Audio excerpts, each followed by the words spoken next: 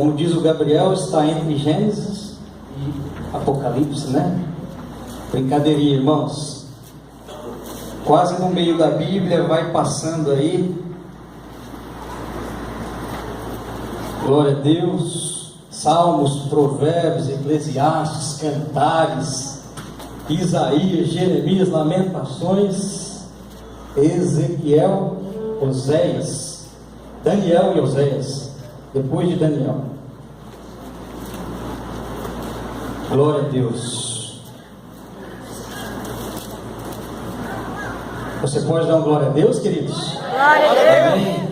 Na última ministração aqui, eu disse para os irmãos que eu sou movido a glória a Deus, né? Quanto mais glória a Deus você der, mais animado e confiante eu fico. Amém? Eu creio que Deus vai. É isso, querido. Glória a Deus. Solta o vozeirão aí, né? É bênção. Amém? Então vamos lá. Eita Deus, né, pastor? Esse Deus é tremendo. Oséias capítulo 1, a partir do verso 1. Todos acharam? Quem achou, diga amém. Amém. Então vamos ler. Diz assim a palavra do Senhor. A palavra do Senhor que foi dita a Oséias, filho de Beeri, nos dias de Uzias, Jotão, Acás, Ezequias, reis de Judá, e nos dias de Jeroboão, filho de Joás, rei de Israel. O princípio da palavra do Senhor por Oséias, disse, pois, o Senhor a Oséias: vai, toma uma mulher das prostituições e filhos de prostituição, porque a terra se prostitui, desviando-se do Senhor. E foi-se e tomou Gomer, ou Gomer, como você queira, filha de Diblaim, e a ela concebeu e lhe deu um filho. E disse o Senhor a Oséias: põe-lhe o nome de Jezreel, porque daqui a pouco visitarei o sangue de Jezreel sobre a casa de Jeú, e farei cessar o reino da casa de Israel. Preste bem atenção no contexto, querido. Verso 5: e será naquele dia que quebrarei o arco de Israel no vale de Jezreel. E tornou a ela a conceber e deu à luz a uma filha, a uma mulher, uma menina. E lhe disse: põe-lhe o nome de Lo-Ruama, porque eu não me tornarei mais a compadecer da casa de Israel, mas tudo lhe tirarei. Verso 7: mas da casa de Judá me compadecerei, e o salvarei pelo Senhor, seu Deus, pois não o salvarei pelo arco, nem pela espada, nem pela guerra, nem pelos cavalos, nem pelos cavaleiros. E depois de haver desmamado a Lo-Ruama, concebeu mais uma vez e deu à luz a um menino, a um filho. E ele lhe disse: põe-lhe o nome de Lo-Ami, porque vós não sois meu povo, nem eu serei o vosso Deus. Verso 10: todavia o número dos filhos de Israel será como a areia do mar, que não pode medir-se nem contar-se. E acontecerá que no lugar onde lhes dizia: vós não sois o meu povo, lhes dirá: vós sois os filhos do Deus vivo. Verso 11: e os filhos de Judá e os filhos de Israel juntos se congregarão e constituirão sobre si uma única cabeça, e subirão da terra, porque grande será o dia de Jezreel. Queridos, vamos lá então também para o capítulo 2, no verso 23. Passa uma folhinha aí. Capítulo 2, verso 23, que diz assim a palavra do Senhor: e semeá-la-ei para mim na terra, e me compadecerei de Lo-Ruama e de Lo-Ami, e direi: tu és meu povo. E ele dirá: tu és o meu Deus. Mais um versículo, querido, no capítulo 3, nós vamos ler do 1 ao 4. Capítulo 3, versos 1, 2, 3 e 4. Diz assim: e o Senhor me disse: vai outra vez, ama uma mulher amada do seu amigo e adúltera, como o Senhor ama os filhos de Israel, embora eles olhem para outros deuses e amam os bolos de uvas, e a comprei para mim por 15 peças de pratas, e um homer de cevada, e um homer e meio homer de cevada. Isso quer dizer, queridos, que corresponde a 120 dias naquela época, trabalhados por um homem. Então foi um grande preço, um alto preço. Amém? Verso 3: e lhe disse: tu ficarás comigo muitos dias, não te prostituirás, nem serás de outro homem, assim quero ser também para ti.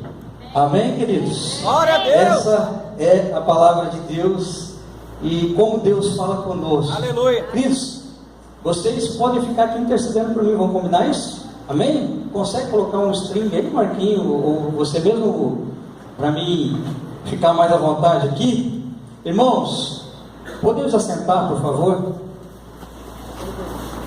O intuito da palavra aqui nessa noite não é chamar a tua atenção, não é repreender você, meu irmão, minha irmã que veio aqui nessa noite, mas é demonstrar através da história de um homem chamado Oséias, o quanto Deus manifestou o seu amor, manifestou primeiro o seu juízo, mas logo em decorrência manifestou também a sua misericórdia, o seu amor. Pode erguer, tá, Mário? O pessoal que está no controle da mesa aí, deixa um pouquinho alto aqui no púlpito para mim, por gentileza. Então, queridos, a ideia aqui nessa noite não é te repreender, mas é que você entenda quão grande é o amor de Deus para as nossas vidas, para com o seu povo. Amém? Então, queridos, o livro de Oséias é um dos livros proféticos do Antigo Testamento. Daniel, Oséias, tá? Tem 14 capítulos que falam do juízo, do julgamento de Deus por um período, e também das misericórdias de Deus através da vida de Oséias, que profetizou nesse tempo, cerca de 750 anos antes de Cristo. Oséias profetizou. Então, Oséias profetizou numa época sombria, espiritualmente falando, do povo de Israel. O povo estava em decadência moral, em decadência espiritual, e estava se prostituindo. E a palavra aqui, prostituição, que nós lemos nesses versículos, diz respeito a Israel deixar de adorar ao Deus vivo e adorar os outros deuses das outras nações, especificamente naquela época, os deuses dos assírios. Amém, irmãos? Quantos estão entendendo? Diga amém. Amém. Ele, como eu disse, exerceu a sua atividade em 750 anos antes de Cristo. E durante esse período, queridos, que Oséias profetizou, a nação de Israel, ela estava cativa, estava vivendo um juízo de Deus, e os assírios assombravam, os assírios aterrorizavam as nações naquele tempo. E assim como disse o pastor Neves em uma das suas pregações, era o povo mais aterrorizante da face da terra naquela ocasião. Não sei se você sabia, os assírios matavam os judeus com uma estaca de baixo para cima, espetando-os vivos, arrancando as suas peles e deixando-os nas portas das cidades como símbolo de terrorismo e anunciando uma possível invasão àquela nação, àquela cidade. Amém? Então, queridos, por isso que eu acredito que hoje o povo assírio está vivendo tantas lutas e perseguições, porque lá atrás houve muito derramar de sangue judeu, povo de Deus. Eu não sei se você sabia, queridos, o governo, o povo da Síria hoje, uma notícia que eu ouvi a semana passada que fiquei pasmado, os pais de filhas, meninas, tentando negociar com os governantes da sua cidade a morte das suas próprias filhas. Quem já ouviu isso durante essa semana? Simplesmente, queridos, para não ver as suas filhas sendo violentadas e mortas diante dos seus olhos. Então, eu acredito que a nação da Síria tem sofrido muitas consequências de muito sangue judeu derramado em sua terra. Era o terrorismo da época. Queridos, mas voltando aqui para a história de Oséias.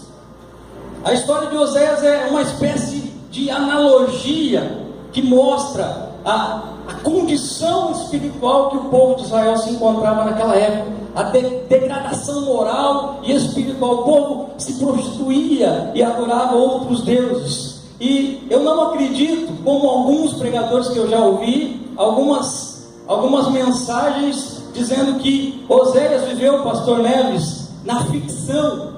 Mas lendo aos capítulos do livro, eu entendo e creio e sei que Oséias ele viveu de forma literal. Ele vivenciou, ele passou por essa experiência de se casar com essa prostituta chamada Gomer, ou Gomer.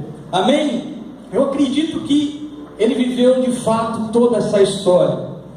E nós percebemos, queridos, ao longo das histórias bíblicas do Velho Testamento, que sempre quando o povo se afastava de Deus, sempre quando o povo deixava de seguir a Deus, Deus levantava um profeta, Deus levantava um homem de Deus para profetizar um certo juízo, mas também para trazer conserto para o seu povo. E todas as vezes que o povo ouvia o profeta, Deus manifestava a sua misericórdia e poder, e vinha com restauração, e vinha com cura, e vinha com libertação no meio do povo, e a nação toda era restaurada. Amém. E hoje, queridos, nós estamos aqui ouvindo a palavra de Deus, e tenho certeza, queridos, que Deus também tem uma palavra de restauração para a sua vida. Amém. Deus tem uma palavra de ânimo para você. Deus tem uma vida nova e um novo recomeço, assim como nós temos ministrado esses dias, através da palavra profética que o pastor Osório trouxe para nós para o ano de 2017. Será um ano de recomeço, um ano de mudança, um ano onde o Senhor vai te levantar como cabeça e não vai te deixar ser pisoteado. Amém, queridos? Amém. Deus tem uma palavra de vitória para a sua vida. Diga glória a Deus. Glória a Deus. Aleluia. Glória a Deus. Nós percebemos, queridos, a obediência de Oséias. E o que me impressiona é que Oséias ele não se justificou, como aconteceu com alguns profetas nos seus chamados. Alguns disseram: eu sou o menor da casa do meu pai, eu não sei falar, as minhas palavras são muito duras. Mas o que me deixa fascinado no texto aqui é ver simplesmente Oséias obedecendo o chamado de Deus. Oséias obedecendo o chamado de Deus, irmãos, não era algo simples, sabe? Deus simplesmente pede para ele se casar com uma prostituta e ter filhos com ela. Então Oséias não se preocupou com a sua reputação. Talvez ele era muito conhecido na nação de Judá, de Israel, e ele não se preocupou em nenhum momento com a sua reputação, o que iria dizer dele. Eu acredito que Oséias simplesmente obedeceu a Deus, porque ele tinha um relacionamento profundo, ele confiava em Deus acima de todas as coisas, e simplesmente ele obedeceu ao Senhor, porque ele sabia que tinha um propósito muito maior, sabe, queridos? Ele não se preocupou com a sua própria reputação. Eu reconheço que foi um chamado absurdo da parte de Deus, diferente de todos os outros chamados, algo inusitado, algo diferente. E queridos, não importa o que possa estar acontecendo com você nesses dias, talvez Deus tenha te pedido algo inusitado, algo talvez absurdo, algo talvez incompreensível, mas eu quero dizer uma palavra para você nesta noite, em nome de Jesus. Assim como eu ouvi agora à tarde o pastor Osório ministrando para nós, líderes, queridos, se necessário for, se você obedecer a voz de Deus, se você obedecer o chamado que Deus tem para a sua vida, pode parecer algo absurdo, incompreensível, mas Deus move o universo ao seu favor. Amém, queridos? Deus pode mover o universo ao seu favor. Porque, queridos, todas as coisas cooperam para o bem daqueles que amam a Deus.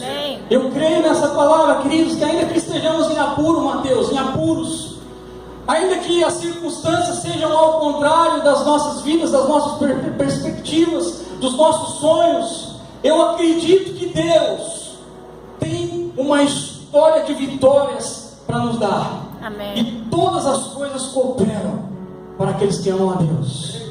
Amém? Amém. Quantos acreditam nessa palavra? Diga glória a Deus. Glória a Deus. Aleluia. Glória a Deus. A primeira lição que eu aprendo aqui, queridos, é que quando eu obedeço a Deus, você vai repetir comigo: Deus me projeta para o fim que Ele desejou. Repita comigo: quando eu obedeço a Deus, Deus me projeta. Amém? Você pode aplaudir o Senhor, querido?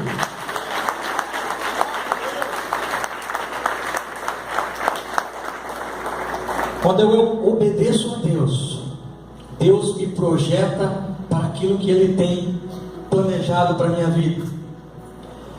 Queridos, a história diz que Oséias se casou e teve 3 filhos. E um filho se chamou Jezreel, primeiro menino, primogênito. E não sei se você sabia, Jezreel era a cidade onde morava Jezabel. E Deus estava anunciando ali, Deus pede para Oséias colocar o nome de Jezreel, porque ele estava anunciando ali um certo juízo sobre a nação de Israel. Porque o povo estava vivendo em degradação moral e espiritual. E Deus anunciaria ali, e o nome de Jezreel significa Deus semeia. Deus estava semeando ali juízo, que era consequência da apostasia que o povo se encontrava de Deus. E aí nós vemos o nascimento do segundo filho, que se chamou, que Deus pediu para que Oséias colocasse o nome dela de Lo-ruama, que significa não compaixão. Deus estava dizendo ali através do segundo nascimento, aquela menina, dizendo que além do juízo de Jezreel, Deus estava também agindo com Deus não estava agindo com misericórdia, Deus não iria agir com misericórdia sobre a nação de Israel, relacionada à apostasia que eles estavam vivendo naquele momento. E aí a Bíblia diz também, queridos, que nasceu o terceiro filho. Deus pede para que Oséias coloque o nome desse menino de Lo-ami, que significa não meu povo. Além do juízo de Jezreel, além da não compaixão de Lo-ruama, Deus estava dizendo para o povo daquela época: vocês já não são mais o meu povo, eu já não tenho vocês como meus filhos. Deus estava dizendo, não meu povo, que significa Lo-ami. Então, queridos, Deus estava trazendo juízo ao povo de Israel naquela ocasião, sabe, fazendo uma analogia com a pessoa de Oséias. E aí, se nós vamos vendo a história, no capítulo 3 especificamente, a Bíblia diz que Gomer, ela se voltou novamente às prostituições, abandonou Oséias, foi se prostituir novamente, e ela deixou Oséias na ocasião. E nós vemos uma história linda de Oséias em busca. A Bíblia diz aqui nos 14 capítulos, conta a história de que Oséias amava a sua esposa, e ele foi em busca da sua amada Gomer.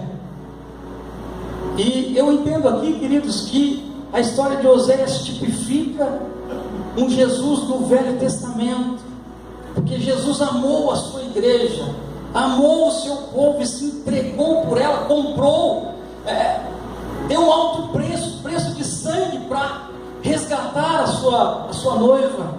E nós vemos aqui profeticamente no livro de Oséias o resgate de Deus acerca do seu povo, assim como Jesus Cristo, através do ato da cruz, nos trouxe redenção, nos trouxe resgate.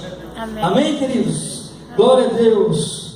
E aí nós vemos no contexto do capítulo 3, Oséias encontrando a sua esposa ferida, machucada, sendo vendida como escrava. E aí, como nós lemos aqui, Oséias paga um alto preço e compra sua esposa. Alguns creem que era outra mulher, mas o texto deixa muito claro que era a própria Gomer, que outrora saiu em busca das suas prostituições. Isso significa, querido, que também tipifica às vezes que nós vamos e voltamos à presença de Deus, mas quando decidimos realmente servi-lo de coração, Ele sempre está com os braços abertos, esperando para nos limpar de toda sujeira, de toda a lama que o pecado nos trouxe. Ele traz restauração, cura, e nós vemos ali Oséias pagando um alto preço, arrematando a sua esposa novamente e a levando para casa, curando as suas feridas, dando-lhe vestes novas. Amém. E nós vemos ali a compaixão, a misericórdia de Deus manifestada ali através da vida de Oséias, que era a história que Deus queria trazer, era a forma que Deus queria tratar com o seu povo, que tanto se afastou dele, que se envolveu com outros deuses, que se prostituiu. A palavra prostituição, que quer dizer idolatria. O povo de Deus deixou de servi-lo, o Deus invisível, mais real, e começou a servir os deuses que eles enxergavam, de madeira, de pedra. E o povo prostituía a sua fé. Mas na verdade Deus queria aqui, queridos, manifestar o seu amor, porque ao invés de não, meu povo, Deus não queria semear juízo, Deus não queria castigá-los pela apostasia, mas pelo contrário, Deus queria aqui chamá-los de meu povo. Essa era a vontade de Deus, de agir com compaixão e misericórdia. Essa era a vontade de Deus para a ocasião. E queridos, talvez você que está aqui nessa noite se encontra nessa situação que se encontrava o povo de Israel naquela época, distante. Talvez você se prostituiu com outros deuses, mas a vontade de Deus aqui, conforme eu disse no começo, querido, não é chamar a sua atenção, mas é mostrar aqui o caráter amoroso de Deus, que pode trazer restauração, cura e libertação para a sua vida. Amém. Esse é o Deus que nós servimos, um Deus que tem um caráter bondoso, amoroso, um Deus que ama o seu povo, que está sempre de braços abertos, esperando o seu povo se voltar para Ele novamente. E sabe, queridos, quando entendemos, quando nós nos arrependemos, e assim aconteceu em várias situações do Velho Testamento, quando o povo entendeu a palavra do profeta e se voltou a favor de Deus, a vontade de Deus, houve grande restauração, houve cura, houve libertação, houve restauração da terra, da nação. E é isso que o Senhor quer trazer para nós, queridos, restauração. Ele quer agir a favor da sua vida com misericórdia, com amor. Amém? Porque essa era a vontade de Deus. Não era trazer juízo, mas não existia outra forma de tratar o povo de Israel, a não ser permitindo algum juízo. De fato, queridos, nós aprendemos a orar quando nós estamos em situação difícil. Sim ou não? Será que é só eu que sou assim? Nós aprendemos a buscar a Deus quando o chicote estrala, quando a corda aperta, quando a água está aqui. Nós aprendemos a buscar a Deus. E eu acredito, queridos, que Deus promove, eu acredito sempre que Deus promove muitas e muitas situações para que eu e você continue firme na sua presença. Amém. Talvez se não tivessem lutas, talvez se não tivesse aflições, você não iria se lembrar de Deus. Existia uma época que o povo viveu regaladamente e eles se esqueceram de Deus, e Deus também teve que trazer um certo juízo para acordá-los, porque estava tudo muito fácil. Eu gravei muito bem a palavra da pastora Márcia no domingo. Nós temos que viver realmente o Evangelho assim como ele é. E queridos, desculpa a sinceridade, nós aqui no Brasil não sabemos o que é de fato viver o Evangelho. Evangelho, queridos, é perseguição. Evangelho, viver o Evangelho é luta, é viver oprimido por causa de Jesus. E queridos, os dias estão sendo abreviados, e o que nos espera por esses anos são aflições por causa do nome de Jesus. Será que a igreja está preparada? Será que se apontarem uma arma na sua cabeça e forçar que você confesse, eu não sirvo a Jesus, eu nego a Jesus, será? Como seria a sua reação? Qual seria a sua palavra? Você negaria a Jesus? Ainda nós não sabemos o que é perseguição. Nós olhamos para as nações que estão sendo perseguidas. As nações da África, lá onde milhares e milhares de cristãos são mortos todos os meses, perseguidos no campo, missionários. Nós não sabemos de fato ainda o que é ser perseguidos pelo Evangelho, por amor a Cristo. E talvez o comodismo nos tira o foco de nos santificarmos mais na presença de Deus. A misericórdia de Deus aqui, querido, ela se manifestou na vida, na nação de Israel, a partir do momento que eles se voltaram novamente a Deus. Houve grande restauração, e Deus muda os nomes dos filhos de Oséias.